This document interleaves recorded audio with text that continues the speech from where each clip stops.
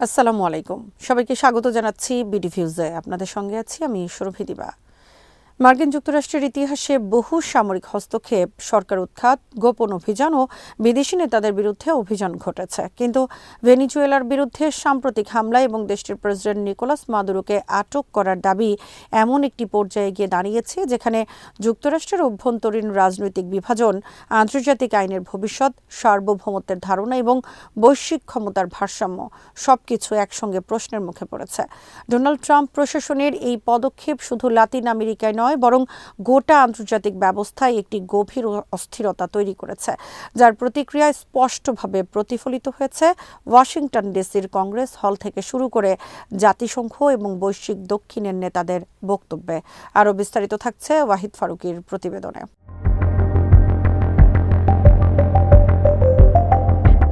এই ঘটনার কেন্দ্রবিন্দুতে রয়েছে যুক্তরাষ্ট্রের দাবি অনুযায়ী ভেনেজুয়েলার প্রেসিডেন্ট নিকোলাস মাদুরোর গ্রেপ্তার বা আটক এবং একই সঙ্গে কারাকাসে বড় পরিসরের সামরিক হামলা। ট্রাম্প নিজে ঘোষণা করেছেন যে যুক্তরাষ্ট্র আপাতত ভেনেজুয়েলা চালাবে যতক্ষণ না একটি নিরাপদ ও সুশৃঙ্খল রাজনৈতিক রূপান্তর সম্পন্ন হয়। এই বক্তব্য কেবলমাত্র সামরিক অভিযান নয়, বরং কার্যত একটি সার্বভৌম রাষ্ট্রের ওপর অঘোষিত দখলদারিত্বের ইঙ্গিত বহন করে। ফলে প্রশ্ন উঠেছে, এটি কি মাদক বিরোধী অভিযান নাকি স্পষ্টভাবে একটি regime change operation?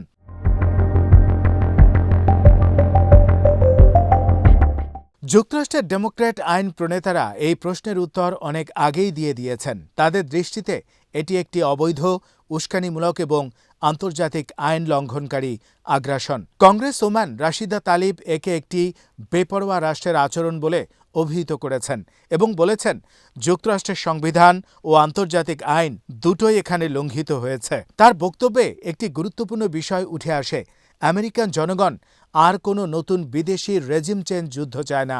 Iraq, Afghanistan, Libya এই অভিজ্ঞতাগুলো যুক্তরাষ্ট্রের সমাজ ও রাজনীতিতে গভীর ক্ষত সৃষ্টি করেছে। ফলে ভেনেজুয়েলায় এই অভিযান সেই পুরনো দুঃস্বপ্নেরই পুনরাবৃত্তি হিসেবে দেখা হচ্ছে।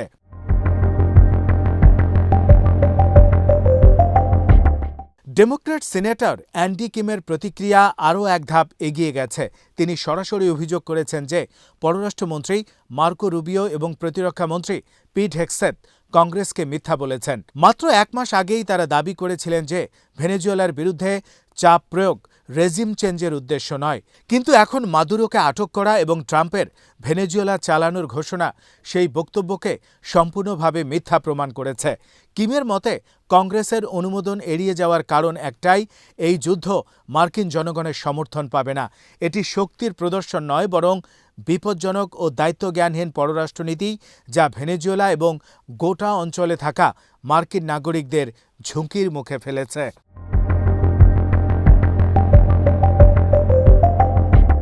ডেমোক্র্যাট কংগ্রেসম্যান বেটি ম্যাককলাম এই হামলাকে স্পষ্টত অবৈধ বলে আখ্যা দিয়ে অবিলম্বে হামলা বন্ধের আহ্বান জানিয়েছেন। প্রতিরক্ষা বিষয়ক বরাদ্দ উপকমিটির শীর্ষ ডেমোক্র্যাট হিসেবে তার বক্তব্যের রাজনৈতিক ও সাংবিধানিক গুরুত্ব রয়েছে। তিনি স্পষ্টভাবে বলেছেন, ভেনেজুয়েলা যুক্তরাষ্ট্রের জন্য কোনো তাৎক্ষণিক জাতীয় নিরাপত্তা হুমকি নয় এবং কংগ্রেস এই অঞ্চলে বল প্রয়োগের অনুমোদন দেয়নি। এই বক্তব্য মার্কিন সংবিধানের একটি মৌলিক নীতির কথা স্মরণ করিয়ে দেয়। যুদ্ধ ঘোষণার ক্ষমতা প্রেসিডেন্টের নয়, কংগ্রেসের হাতে। ট্রাম্প প্রশাসন সেই নীতিকে কার্যত উপেক্ষা করেছে।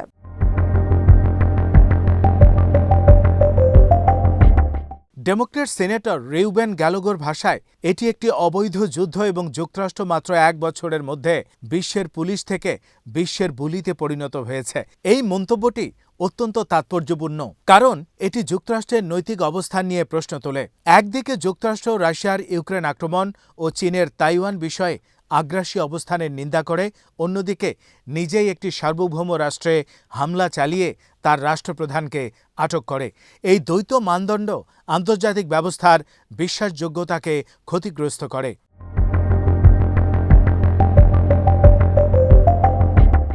জিম ম্যাক গভর্নরের বক্তব্যেও সেই একই প্রশ্ন প্রতিধ্বনিত হয়েছে। কংগ্রেসের অনুমোদন ছাড়াই এবং অধিকাংশ মার্কিন নাগরিকের বিরোধিতা সত্ত্বেও কিভাবে এই হামলা চালানো হলো। তার আরেকটি প্রশ্ন আরও গভীর সামাজিক বাস্তবতার দিকে ইঙ্গিত করে। যুক্তরাষ্ট্রের স্বাস্থ্যসেবা, শিক্ষা ও সামাজিক নিরাপত্তার জন্য অর্থের অভাবের কথা বলা হয়, কিন্তু যুদ্ধের জন্য যেন অর্থের কোনো সীমা নেই। এটি সামরিক শিল্প কমপ্লেক্স এবং রাজনৈতিক ক্ষমতার সম্পর্ক নিয়ে পুরনো বিতর্ককে আবার সামনে নিয়ে এসেছে।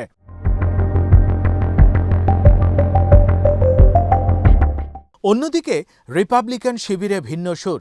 সিনেটর টম কটন ট্রাম্পকে অভিনন্দন জানিয়ে মাদুরোকে অবৈধ স্বৈরশাসক ও মাদক সাম্রাজ্যের পরিচালক হিসেবে আখ্যা দিয়েছেন। তার যুক্তি অনুসারে মাদুরের বিরুদ্ধে যুক্তরাষ্ট্রে দীর্ঘদিন ধরে মাদক পাচার ও নার্কো সন্ত্রাসবাদের অভিযোগ রয়েছে, ফলে তাকে আটক করা ন্যায্য। কিন্তু এই যুক্তির দুর্বলতা হল কোনো রাষ্ট্রের অভ্যন্তরীণ বিচার ব্যবস্থা বা অভিযোগকে আন্তর্জাতিক সীমান্ত অতিক্রম করে সামরিক অভিযান চালানোর বৈধতা হিসেবে ব্যবহার করা যায় কিনা।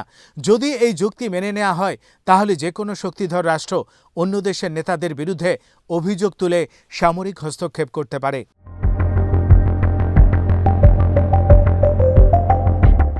সিনেটর মাইক লি তুলনামূলকভাবে সাংবিধানিক যুক্তি হাজির করেছেন। তার দাবি, মাদুরোকে গ্রেফতার করতে গিয়ে যুক্তরাষ্ট্রের সামরিক উপস্থিতি ছিল মূলত অভিযানে যুক্ত মার্কিন কর্মীদের নিরাপত্তা নিশ্চিত করার জন্য, যা প্রেসিডেন্টের আর্টিকেল 2 ক্ষমতার আওতায় পড়ে। কিন্তু এই ব্যাখ্যাও বিতর্কিত, কারণ কর্মী সুরক্ষা আর বৃহৎ আকারের সামরিক হামলা এক বিষয় নয়। এখানে স্পষ্টভাবে বল প্রয়োগ হয়েছে, যা যুদ্ধ ক্ষমতার প্রশ্নকে সামনে আনে। ফ্লোরিডার সিনেটর রিক স্কট এই অভিযানকে পেশাদার ও নিখুঁত বলে বর্ণনা করেছেন এবং এটিকে শান্তির মাধ্যমে শক্তি প্রদর্শন হিসেবে দেখিয়েছেন। তার বক্তব্যে ভেনেজুয়েলার মাদক সমস্যা এবং মার্কিন সমাজে মাদকজনিত মৃত্যুর বিষয়টি তুলে ধরা হয়েছে। কিন্তু এখানেও প্রশ্ন থেকে যায়, মাদক পাচারের প্রধান উৎস হিসেবে যেখানে মেক্সিকান কার্টেলগুলোর নাম বারবার উঠে আসে, সেখানে ভেনেজুয়েলাকে লক্ষ্য করে এই মাত্রার সামরিক পদক্ষেপ কেন?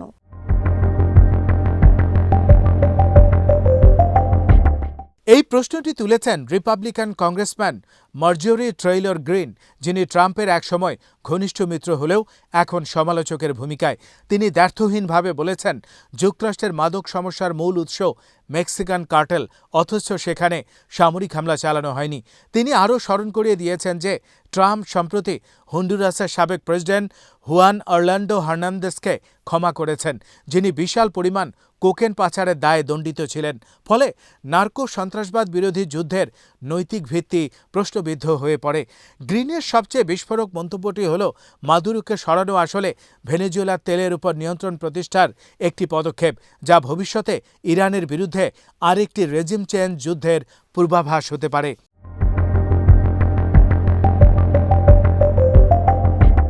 এই প্রেক্ষাপটে ভাইস প্রেসিডেন্ট জেডি ভান্সের বক্তব্য আরও তাৎপর্যপূর্ণ। তিনি স্পষ্টভাবে বলেছেন, যুক্তরাষ্ট্রের উদ্দেশ্য মাদক পাচার বন্ধ করা এবং চুরি হওয়া তেল ফিরিয়ে আনা। এখানে বিপজ্জনক ধারণাটি স্পষ্ট হয়, ভেনেজুয়েলার তেলকে যুক্তরাষ্ট্রের সম্পদ হিসেবে দেখার প্রবণতা। আন্তর্জাতিক আইনের দৃষ্টিতে এটি একটি সার্বভৌম রাষ্ট্রের সম্পদের উপর সরাসরি দাবি, যা ঔপনিবেশিক যুগের ভাষাকে স্মরণ করিয়ে দেয়। ট্রাম্পের নিজের বক্তব্য পরিস্থিতিকে আরও জটিল করেছে। যুক্তরাষ্ট্র ভেনেজুয়েলা চালাবে, এই ঘোষণা আন্তর্জাতিক রাজনীতিতে একটি বিস্ময়কর মুহূর্ত। এটি কেবল সামরিক অভিযান নয়, বরং একটি রাষ্ট্রের রাজনৈতিক ও অর্থনৈতিক ব্যবস্থার উপর সরাসরি নিয়ন্ত্রণ প্রতিষ্ঠার ঘোষণা। বড় মার্কিন তেল কোম্পানিগুলো ভেনেজুয়েলায় ঢুকে অবকাঠামো ঠিক করবে এবং দেশের জন্য টাকা বানাবে। এই ভাষা ল্যাটিন আমেরিকার দীর্ঘ ইতিহাসে মার্কিন কর্পোরেট ও সামরিক হস্তক্ষেপের স্মৃতি উস্কে দেয়।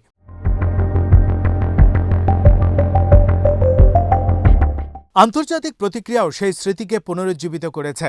ব্রাজিলের প্রেসিডেন্ট লুলা ডা সিলভা বলেছেন, আন্তর্জাতিক আইন লঙ্ঘন করে দেশ আক্রমণ করা একটি বিশৃঙ্খল বিশ্ব ব্যবস্থার দিকে নিয়ে যায়, যেখানে শক্তিশালীর আইনই শেষ কথা। জাতিসংঘের বিশেষ প্রতিনিধি মাদুরোর অবৈধ অপহরণ বলে এই ঘটনাকে আখ্যা দিয়েছেন। এই বক্তব্যগুলো দেখায় যে যুক্তরাষ্ট্রের এই পদক্ষেপ শুধু দ্বিপাক্ষিক ইস্যু নয়, বরং বৈশ্বিক ব্যবস্থার জন্য একটি নজির।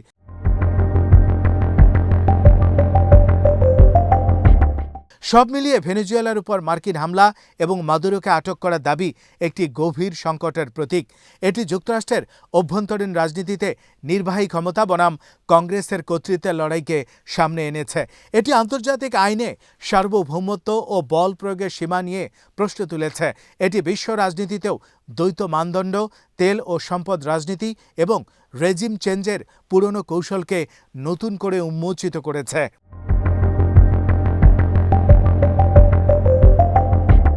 সবচেয়ে গুরুত্বপূর্ণ বিষয় হলো এই পদক্ষেপ ভবিষ্যতের জন্য কি বার্তা দেয়।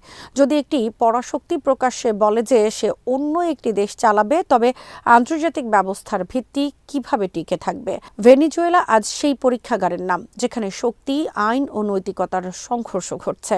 এই সংঘর্ষের ফলাফল শুধু লাতিন আমেরিকার ভবিষ্যৎ নয়, বরং গোটা বিশ্বের রাজনৈতিক দিক নির্দেশ নির্ধারণ করতে পারে। আজ এখানেই শেষ করছি। সবাই ভালো থাকুন, সুস্থ থাকুন আর দেখতে থাকুন বিডিভিউজ। চ্যানেলটি ভালো লাগলে সাবস্ক্রাইব করুন, সংযুক্ত থাকুন আমাদের ফেসবুক পেজে। আল্লাহ হাফেজ।